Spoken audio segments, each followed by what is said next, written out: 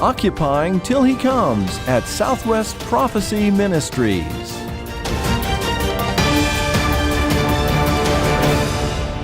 Hello again, friends. This is Dane Rome, your announcer for today's Last Days Beacon program. Thanks for listening, and thanks for joining us.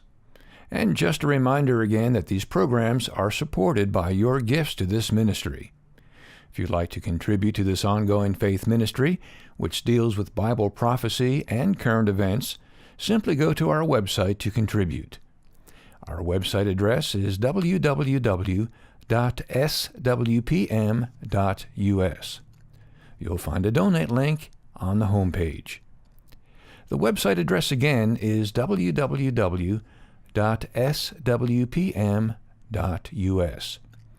Thanks for your prayers and support for this ongoing faith ministry. On today's program, Dr. Snitker will be discussing his brand new book entitled Zechariah, Israel and Her Coming King. This professionally published book has 10 chapters and is 130 pages in length. The purpose of this book is threefold. First, to demonstrate that the book of Zechariah, though in the section of the Old Testament known as the Minor Prophets, is not minor in importance. Second, Dr. Snitker wrote this book to demonstrate that Zechariah is not difficult to understand. Some people try to make Bible prophecy difficult by employing fanciful interpretive schemes. However, a literal interpretation of Bible prophecy brings understanding, not confusion. And a third purpose of this book is to correct the view that Zechariah is a discouraging book. Though it does contain messages concerning judgment, its overall purpose is to encourage the people of God to be zealous for the work of God, confident that we are on the winning side of history. So let's join Dr. Snitker and his wife, Paula, for today's intriguing discussion. Thank you, Dane, and welcome, friends, to this edition of the Last Days Beacon program. We are in for a special treat today and next week as my wife, Paula, joins us in a discussion of my new book entitled Zechariah, Israel and Her Coming King. I happen to have a copy, hot off the press, and we're going to be talking about this new book today and next week. I'm going to have Paula interview me, and so Paula, thanks for joining us on the program today. Well, it's a delight to be here, and the book took a lot of time for both of us, reading and rereading and correcting, so it's very satisfying to have it completely finished and being able to discuss it today. So why did you write the book? Well, in my preface, Paula, I give 3 reasons. I've been a student of the book of Zechariah for many years, going back to Bible college, and I've always considered it to be an intriguing book and a very valuable book in the Divine Library.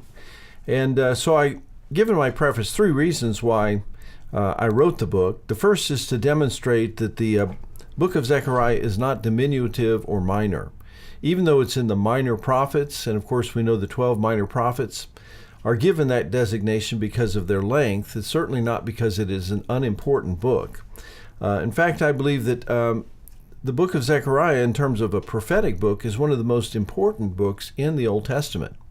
We learn much about the person of Christ, a lot of messianic prophecies. We certainly learn a lot about eschatology, that is a study of last things. And so that was one reason I wrote this book on Zechariah, is because it is not a minor book, even though it's in the Minor Prophets. Second reason I gave for writing this book is because Zechariah is not a difficult book.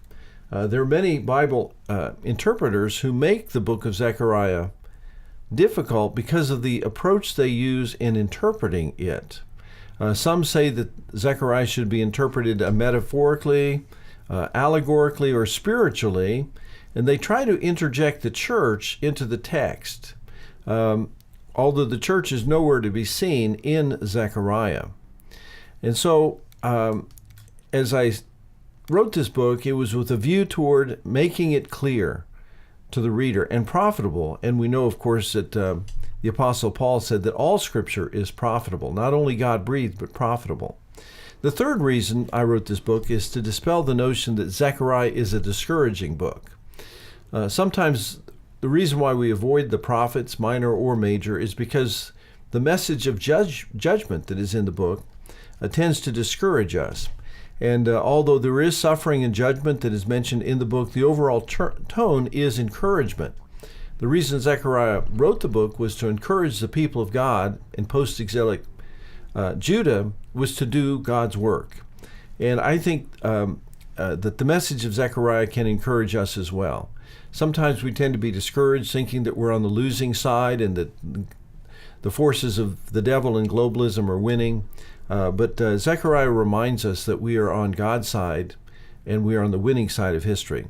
So those were the reasons why I wrote this book. I know in going over the book of Zechariah with you, you said that it was very important to giving us a model for interpreting Bible prophecy. What do you mean by that? Well, as we look at the messianic prophecies concerning the first coming of Jesus, we see that they were fulfilled in a very literal way, in a very detailed manner. And so as we look at how first Advent prophecies were fulfilled, to me it gives us some indication as to how unfulfilled prophecy will be fulfilled. In other words, I don't think we need to employ a special hermeneutic or approach to unfulfilled prophecy as we look at how fulfilled prophecy has been fulfilled in such a literal way. Let me give a couple examples of that I have outlined in the book. One has to do with the triumphal entry of Jesus. As you obviously our listeners will recall that on the Sunday before his crucifixion, he came into Jerusalem to great acclaim, known as the triumphal entry. And in my book, I talk about the timing of the triumphal entry and how literally and in such a specific way the timing of that event was prophesied in the Old Testament. But let's look first of all in Zechariah 9, verse 9, where we have the prophetic mention of this event. In Zechariah 9, verse 9, we read, "Rejoice greatly, O daughter of Zion. Shout, O daughter of Jerusalem. Behold, thy king cometh unto thee. He is just and having salvation, lowly and riding upon an ass and upon a colt, the foal of an ass." Now it's interesting, the timing of this event is mentioned in Daniel's 70th week prophecy in Daniel 9, 24 to 27. And it's often overlooked, but I think it's noteworthy. Let me read a portion of Daniel 9, 24 through 27. 70 weeks are determined upon thy people and upon thy holy city, to finish the transgression and to make an end of sins, and to make reconciliation for iniquity, and to bring in everlasting righteousness, and to seal up the vision and prophecy, and to anoint the most holy. Know therefore and understand that from the going forth of the commandment to restore and to build Jerusalem unto Messiah the Prince shall be 7 weeks and 62 weeks. Now, of course, we know in studying the book of Daniel that the 70 weeks refer to 70 weeks of years. In total, 490 weeks of years. And what this prophecy is predicting is that after 69 of those weeks, in other words, 482 weeks, the Messiah, the Prince, will come. And I devote an entire chapter to the timing of the distance that it took from the commandment to restore and to build Jerusalem, which of course was the decree of Cyrus, to the actual date of Christ's presentation on the triumphal entry.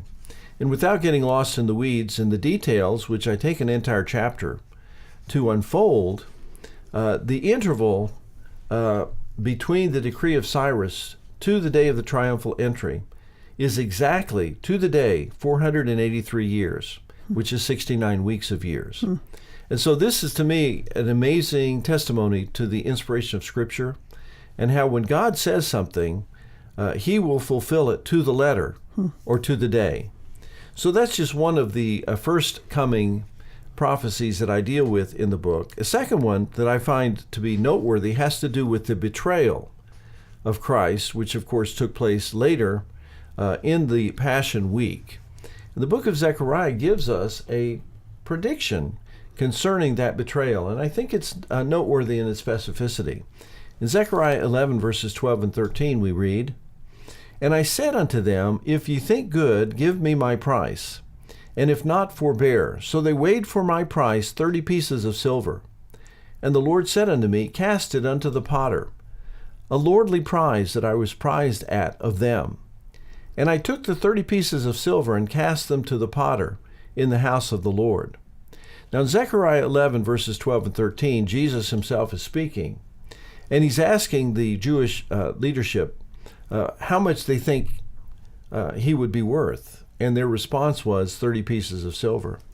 Well, let's look at the New Testament fulfillment of this Zechariah prophecy. It's found in Matthew chapter 26 and 27. Let me just quote. "Then one of the 12, called Judas Iscariot, went into the chief priests and said unto them, What will you give me? And I will deliver him unto you. And they covenanted with him for 30 pieces of silver.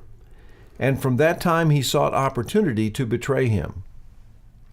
Then going into Matthew 27, "Then Jesus, which had betrayed him, when he saw that he was condemned, repented himself and brought again the 30 pieces of silver to the chief priest and elders, saying, I have sinned in that I have betrayed the innocent blood.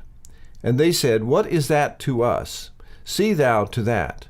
And he cast down the pieces of silver in the temple, and departed, and went and hanged himself. And the chief priest took the silver pieces and said, It is not lawful for to put them into the treasury, because it is the price of blood. And they took counsel, and bought with them the potter's field, to bury strangers in. Wherefore that field was called the field of blood unto this day." My friends, as we look at the fulfillment of this Zechariah prophecy, we see the exact details in that fulfillment. 30 pieces of silver.